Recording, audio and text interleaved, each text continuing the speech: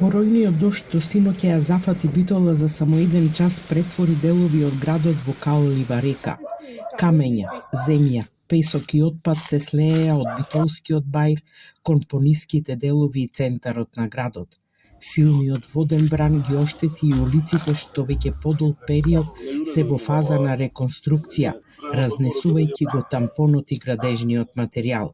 Една од најпогодените беше улицата Димитар Влахов, каде наносите ги затнаа шахтите, а водата немаше каде да се одглее.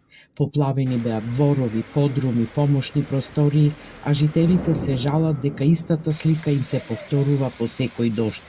3 години онда ќе уредот не може да направи на улица. Ова на шо личи? На ништо не личи. На бајро горе поувез улиците толку овде центар. Коли има штетата на детето му падна онде камењата, партал му направи колата. Онде погоре ке љупче истото. А камења од горе е? Од озгора сегде.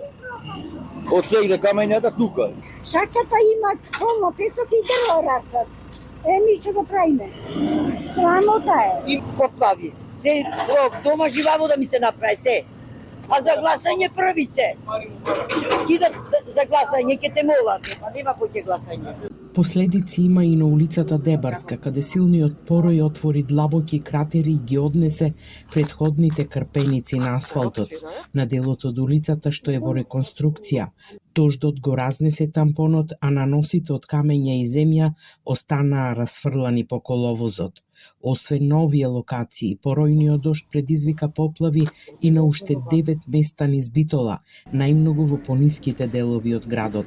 Според Центарот за управување со кризи, по пријавите преку бројот 112, на терен беа ангажирани екипи на јавните предпријатија и територијалната противпожарна единица, кои до доцна синоќа работеа на расчистување на одводните шахти и испумпување на водата од поплавените објекти.